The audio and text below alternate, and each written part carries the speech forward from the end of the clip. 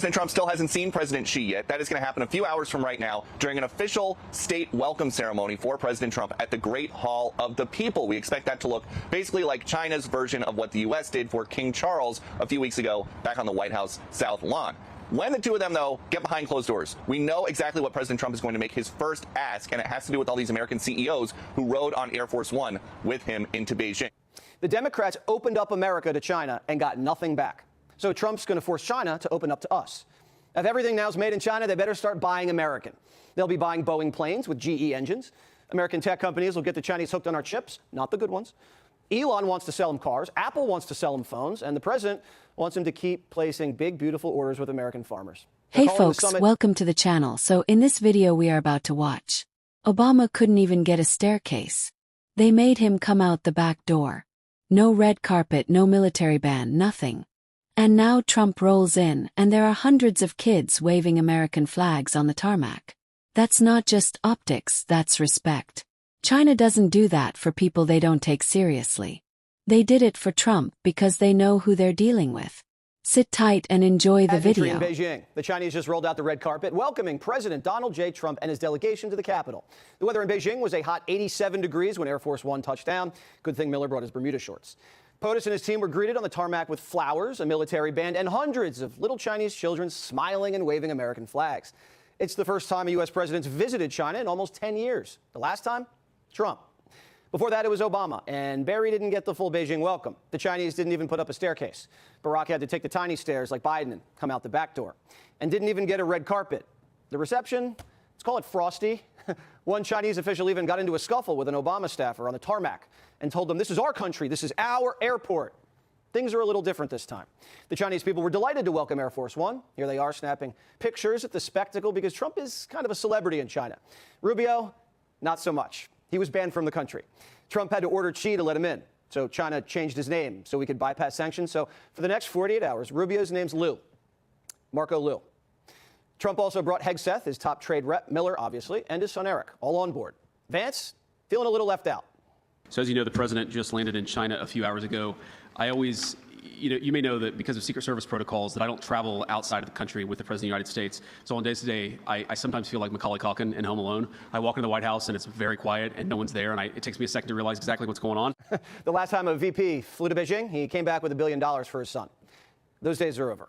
Air Force One also flew over some CEOs. Elon Musk hitched a ride. So did the CEO of NVIDIA, the chip guy. He accidentally got left off the list, so we picked him up in Alaska during the refuel. The other CEOs from Boeing, Apple, Visa, they flew solo. I think Boeing has their own plane. But the CEOs are worth nearly $1 trillion. So the president expects there's going to be a lot of money made on this trip. More on that in a bit. But first, dinner. The menu on Air Force One, a little taste of China. Beef stir fry with a little bok choy and lo mein fried and a sesame and soy sauce. Came with 2 spring rolls. And for dessert, yep, fortune cookies. Crack one open, you get this message. Welcome aboard Air Force One. The president's hoping for some good fortune this year for us and the Chinese. After dinner, Rubio talked shop with Hannity. Do you view China as our top geopolitical foe? Yeah, it's both our top political challenge geopolitically, and it's also the most important relationship for us to manage. I mean, it's a big, powerful country. It's going to continue to grow, but we're going to have interests of ours that are going to be in conflict with interests of theirs. And to avoid wars and maintain peace and stability in the world, we're going to have to manage those. There are clearly areas where they're so important for the United States that we're going to have to raise those issues, and we'll continue to do so. The president's going to continue to do so. There might be some areas of cooperation, too, and we want to make sure we don't walk away from those. The president's heading into the summit with a wind at his back. Since their last meeting, he's painted China into a corner. The U.S. military has been wargaming off their coasts with our Pacific allies and striking defense deals with key players to secure choke points. Last week, we shot a Tomahawk right into the South China Sea. And on the day today, Trump touched down, Taiwan's conducting defense exercises, testing out their tanks and javelins.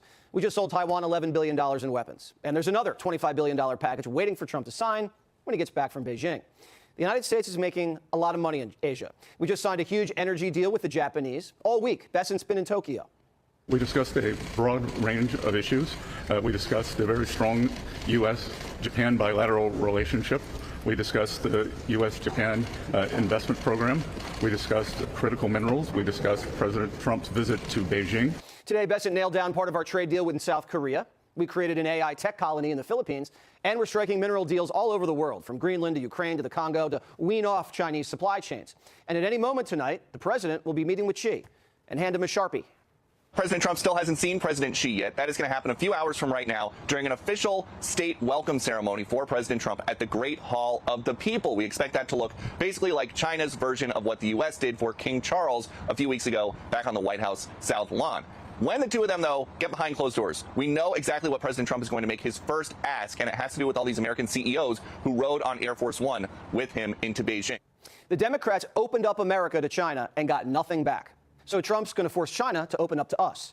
If everything now is made in China, they better start buying American. They'll be buying Boeing planes with GE engines. American tech companies will get the Chinese hooked on our chips, not the good ones. Elon wants to sell them cars. Apple wants to sell them phones. And the president wants him to keep placing big, beautiful orders with American farmers. They're calling the summit Boeing Beef and Beans. Economically, China doesn't have the upper hand. Their markets are starting to show cracks. They're sitting on a mountain of bad debt, have a housing crisis, the population's aging out, and our chip controls and blockade, they're starting to bite. China's economy is export-driven, meaning their economy is fueled not by what they consume domestically, but by what they make and sell to other countries. Well, if all the countries of the world economies are melting down because of this crisis in the Straits, they're going to be buying less Chinese product, and the Chinese exports are going to drop precipitously. So it's in their interest to resolve this. We hope to convince them to play a more active role in getting Iran to walk away from what they're doing now and trying to do now in the Persian Gulf. We kicked the Chinese out of the Panama Canal and took their two biggest black market gas stations, Iran and Venezuela, offline. The Middle East is an American sandbox. We have the Jews and Arabs on the same side, and China's reliance on straits has been exposed big time. The Chinese have ships stuck in the Persian Gulf because setting up a system that says we're going to let certain ships through but others not, it's easier said than done. And you saw a Chinese, not Chinese flag vessel, but it was a Chinese cargo, got hit over the weekend. I'm sure Iran didn't do it deliberately, but they did it. It happened. And so that's why these Chinese ships are stuck in there. The Chinese need an open strait much more than we do. We could restart Project Freedom tomorrow and help the Chinese tankers sail out. But what are they going to do for us? Is Xi going to call the gay Ayatollah and tell him to cut a deal? Trump says we don't even need China's help. Trump's wall of steel is stronger than the Great Wall of China. So it's a battle of wills. We need the uranium, and they need the strait open. The vice president gave us a little update on peace talks. Listen. He needs to feel confident that we've put a number of protections in place such that Iran will never have a nuclear weapon, right? That is the question. Do we meet that threshold or not? I think that we've made a lot of progress since we left Pakistan. I thought we made some progress in Pakistan, but we've made more since then. But that is fundamentally what we're negotiating towards, is we want to be able to look the American people in the eye and say with confidence that you are not going to have to worry about this very, very dangerous regime having access to the most dangerous weapons in the world. Peace is in everyone's interests. Iran's, China's, the United States. Instead of making war, we can make money. But the president will be firm on fentanyl, hacking, and espionage. And China knows Trump won't buckle on Taiwan. The United States is still the superior military and economic power. We're adding 3 bases in Greenland and getting 5 brand new icebreakers to kick the Chinese out of the Arctic. Plus, we just beat them to the moon and brought home the hockey gold.